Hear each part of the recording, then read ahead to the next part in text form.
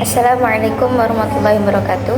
Perkenalkan, nama saya Agustina Latifatul Mainah dari UIN Sunan Ampel Surabaya. Saya di sini sebagai anggota aktif CSS Mora. Di sini sebagai persyaratan memenuhi KTPT atau kaderisasi tingkat perguruan tinggi. Karena saya belum menyelesaikan KTPT yang kemarin bersama teman-teman, maka di sini saya akan memaparkan materi-materi yang ada pada KTPT.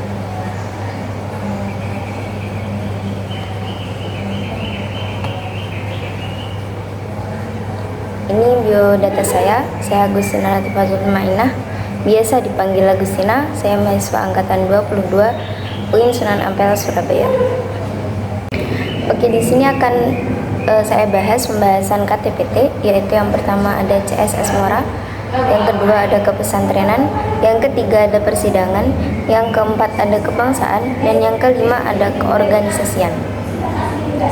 CSS Mora atau kepanjangan dari Community of Santri Scholar Ministry of Religious Affairs adalah komunitas santri yang mendapatkan beasiswa dari Kemenak. Nah, CSS Mora ini diambil dari PBSP, yaitu program beasiswa santri berprestasi, dan tentunya santri yang ada di pesantren ya. Terus di sini tujuannya apa? Yaitu yang pertama, memberikan pendidikan kepada santri-santri untuk melanjutkan ke perguruan tinggi ternama.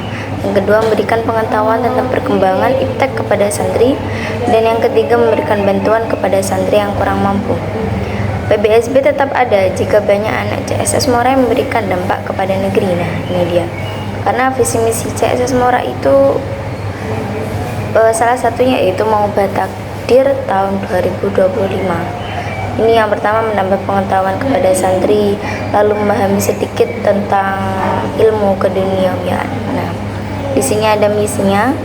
Misinya yang pertama yaitu mengamalkan Tridharma, yang kedua kerukunan kepada seluruh anggota, yang ketiga mengembangkan bakat dan minat, dan yang keempat itu mengembangkan relasi dengan organisasi lain.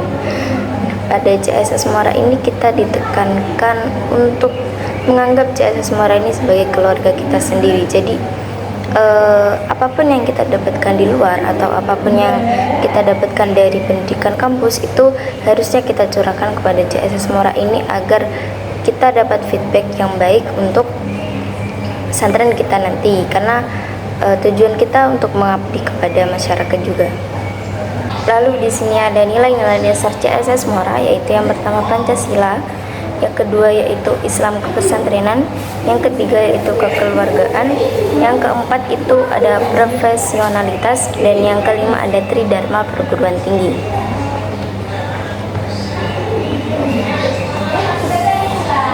Nah, CSS Mora itu merupakan kepanjangan dari Community of Santri Scholars of Ministry of Religious Affairs. Nah, di sini itu apa sih lambangnya CSS Mora dan apa itu maknanya?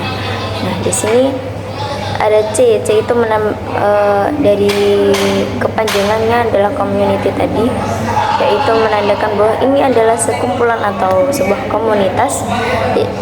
Lalu yang kedua, huruf yang kedua ada S. S di sini lambangnya di atasnya ada kopiah ya. Jadi S ini pertama berarti lambang yang berarti menandakan bahwa komunitas ini terdiri dari santri-santri gitu ya. Lalu yang S yang kedua ini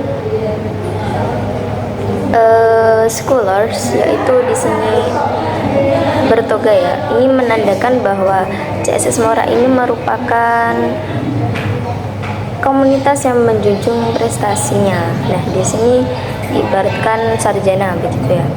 Lalu Mora di sini Ministry of Religious Affairs, ini adalah Kemenak atau biasa disebut Kemenak. Mora yang dimaksudkan adalah sebagai Kemenak yang menandakan adanya peran Ministry of Religious dalam CSS sendiri. Ini menandakan bahwa CS ini dikelola atau ditangani oleh Kemenak atau Kementerian Agama ya. Lalu warna di sini juga menandakan adanya peran dari Kementerian Agama sendiri. Terus tema yang kedua yaitu kepesantrenan. Kepesantrenan sejarahnya itu ada di Batam 9 Januari 1999 ya. Nah, unsur dari pesantren itu apa aja? Yaitu ada santri, ada kiai, ada tempat santri atau asrama. Nah, pesantren tertua ini sejarahnya. Pesantren tertua ada Al-Kahfi 547 tahun, ada Luhur Dondong 412 tahun, ada Maslahatul Tulab 319 tahun, dan juga Babakan Cirebon 306 tahun. Lah, fungsi pesantren sebagai apa? Jadi di sini dituliskan bahwa pesantren itu sebagai media pengkaderan para pemikir-pemikir agama Islam. Jadi di dalam pesantren para cikal bakal, para kader-kader Islam itu dididik agar dapat mengkader para pemikir-pemikir agama Islam lainnya. Lalu yang kedua ada lembaga pencetak SDM atau sumber daya manusia. Jadi di pesantren itu juga ada tempat untuk mengarahkan minat bakat kita dan juga yang lain-lainnya. Jadi SDM yang ada pada kita itu tidak terlantarkan begitu saja. Nah, di sini ada nilai-nilai pesantren. Nilai-nilai pesantren ada yang pertama yaitu i'tiqadiyah. I'tiqadiyah meliputi amar ma'ruf nahi munkar. Jadi melakukan apa yang diperintahkan Allah dan menghindari segala larangan dari Allah. Yang kedua ada jihad, yaitu berjuang di jalan Allah, dan yang ketiga ada cinta kepada Allah Subhanahu wa taala. Nah, itu bersifat i'tiqad atau bersifat keyakinan ya. Lalu yang kedua ada amaliyah. Amaliyah itu bersifat amal. Di sini pesantren biasanya menerapkannya dalam ibadah dan muamalah. Jadi ibadah kita atau muamalah kita itu ada pada pesantren. Ini poin plus ya di pesantren. Lalu khuluqiyah. Ada khuluqiyah atau akhlak atau etika. Jadi di pesantren kita diajarkan bahwa adab itu lebih baik atau lebih utama daripada orang yang berilmu. Jadi orang yang beradab itu lebih dihormati, baik itu di masyarakat ataupun di lingkungan kecil ya. Jadi adab itu lebih utama daripada ilmu. Jadi kalau kita punya adab itu kita lebih baik, lebih baik dan lebih menonjol di masyarakat. Nah, lalu fungsi kepesantrenan ini pada CS Mora itu apa? Yaitu agar kita itu tetap dapat bisa merawat takdir tradisi pesantren di perguruan tinggi. Jadi walaupun kita nggak di pesantren lagi nih misalnya, jadi walaupun kita udah keluar, udah nggak mondok lagi, tapi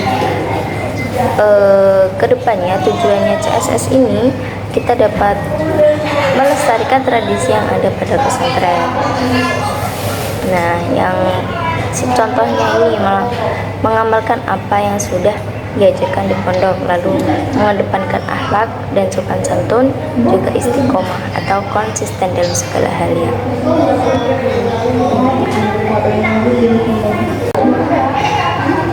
Lalu yang ketiga ada persidangan. Persidangan itu adalah sebuah forum formal suatu organisasi untuk menentukan keputusan. Jadi kalau kita biasa menentukan keputusan itu kan biasanya ada sidang gitu ya, untuk menentukan apakah ini benar atau apakah ini salah. Jadi seperti itu. Lalu jenis sidang itu apa aja? Di sini tertulis ada 3, yaitu ada pleno. Pleno itu yang mengikuti persidangan itu adalah semua orang baik itu anggota ataupun orang luar, itu pleno. Lalu yang kedua ada komisi. Sidang komisi ini hanya dihadiri atau dilakukan oleh anggota-anggota tertentu.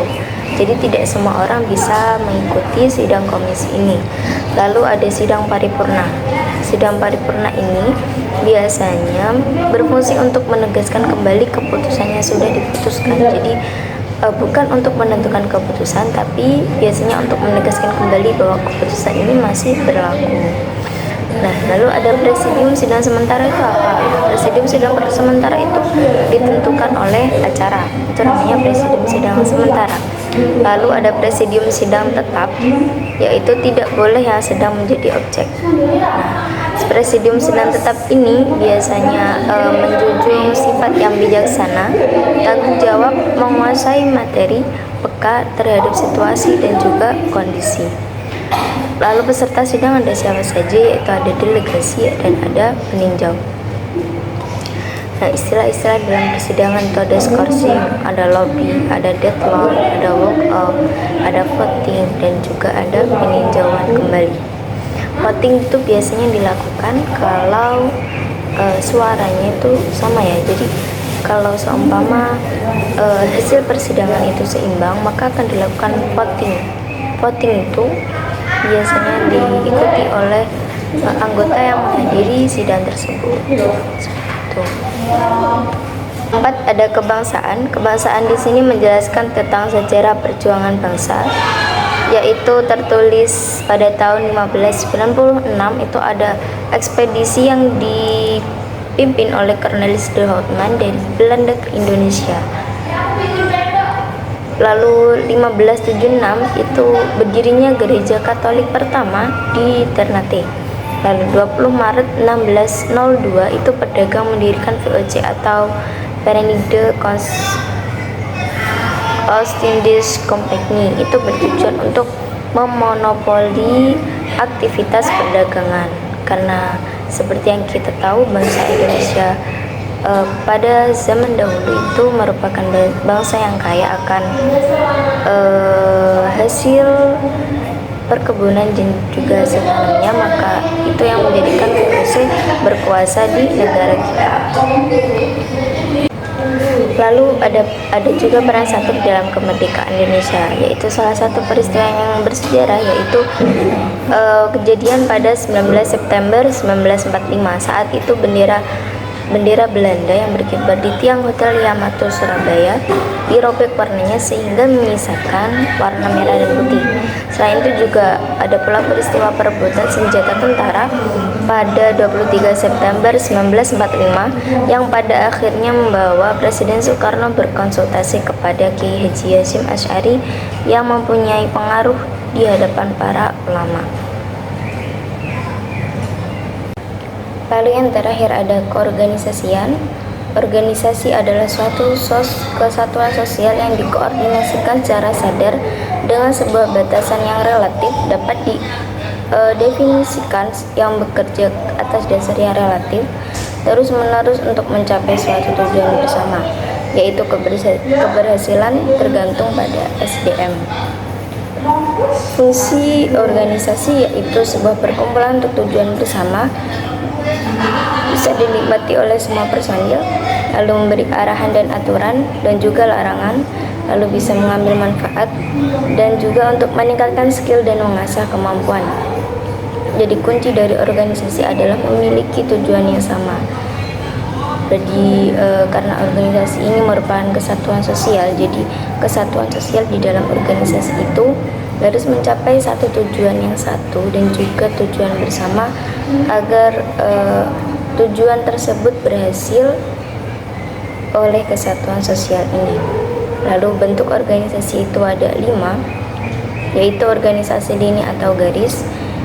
Organisasi lini atau garis ini merupakan organisasi tertua dan juga paling sederhana. Contohnya yaitu direktur. Lalu ada organisasi lini dan staf. Ini contohnya staf-staf pada kantor gitu ya. Lalu ada organisasi fungsional. Lalu yang keempat ada organisasi lini dan fungsional. Lalu yang kelima itu ada organisasi komite. Komite itu dimaksudkan tidak hanya memiliki satu pimpinan. Lalu jenis-jenis organisasi ada 5 juga, yaitu yang pertama organisasi informal.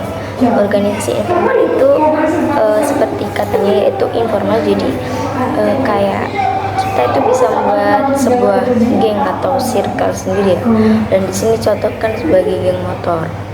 Nah, lalu organisasi formal. Formal ini kan seperti organisasi yang terdiri dari anak-anak formal, yaitu di sini dicontohkan ada CSS Mora, ada SMA, ada DIMA. Lalu ada hybrid organisasi, itu ada MLM atau organisasi itu ya, Mobile Legends ya. Lalu ada organisasi internasional, ini sudah mencakup beberapa negara atau mancanegara ya, ada ASEAN. Lalu ada organisasi rahasia. Di sini dicontohkan Intel. Jadi Intel di sini menempati organisasi rahasia karena memang sifatnya itu rahasia dan tidak boleh diketahui oleh sembarangan orang. Lalu ciri-ciri organisasi itu satu, adanya kelompok yang dikenal, lalu adanya kegiatan yang berbeda-beda tapi saling berkaitan. Lalu yang ketiga, ada tiap anggota memberikan usaha dan tenaganya. Yang keempat, adanya kewenangan keorganisasi dan pengawasan. Lalu yang kelima, adanya suatu tujuan selain berproses. Nah, prinsip-prinsip organisasi itu yang pertama, perumusan tujuan yang jelas agar tujuan itu tercapai. Jadi sebelum kita menjalankan sebuah organisasi itu, kita harus merumuskan suatu tujuan yang jelas agar kita tahu bahwa organisasi ini akan dibawa kemana gitu. Terus ada dua, pembagian kerja biar tidak ada yang tumpang tindih.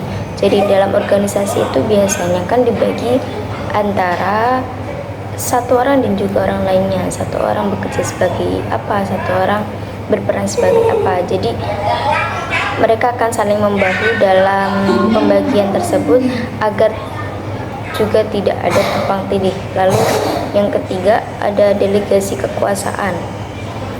Delegasi kekuasaan ini biasanya setiap bagian itu kan mempunyai pimpinan. Jadi pimpinan itu mempunyai pendelegasian kekuasaan. Jadi pimpinan tersebut itu berfungsi untuk mengarahkan anggotanya agar saling kompak dan saling bantu-membantu untuk mencapai tujuan tersebut. Lalu yang keempat, ada rintangan kekuasaan. Nah, rintangan kekuasaan ini berfungsi untuk membatasi anggota. Lalu yang kelima, ada tingkat-tingkat pengawasan. Nah, tingkat-tingkat pengawasan itu ada misalnya tingkat pengawasan dari satu orang ke orang lainnya, atau tingkat pengawasan dari bagian ini ke bagian lainnya, atau langsung ke pimpinan organisasi. Lalu yang keenam, ada kesatuan perintah. Terus yang ketujuh itu ada koordinasi. Jadi koordinasi ini hampir sama dengan delegasi kekuasaan ya. Jadi koordinasi ini berfungsi untuk mengkoor anggota-anggotanya agar saling kompak dan saling bantu-membantu untuk bisa mencapai tujuan bersama dalam organisasi. Terima kasih, saya Agustina Tuhatulmaina. Sekian dari saya, dan whatever you do is you and whatever you done is yours. Jadi apapun yang kalian pilih, apapun yang kesempatan yang ada pada kalian itu terserah kalian. Mau kalian bawa kemana atau mau kalian apakan kesempatan itu, terserah kalian. Karena kembali lagi pada kalian, whatever you done is yours. Jadi feedback apa yang kalian dapatkan itu tergantung pada apa yang kalian lakukan. Jadi whatever you done is yours. Apapun yang kalian selesaikan itu adalah milik kalian. Nikmati dan juga jaga dengan baik. Terima kasih.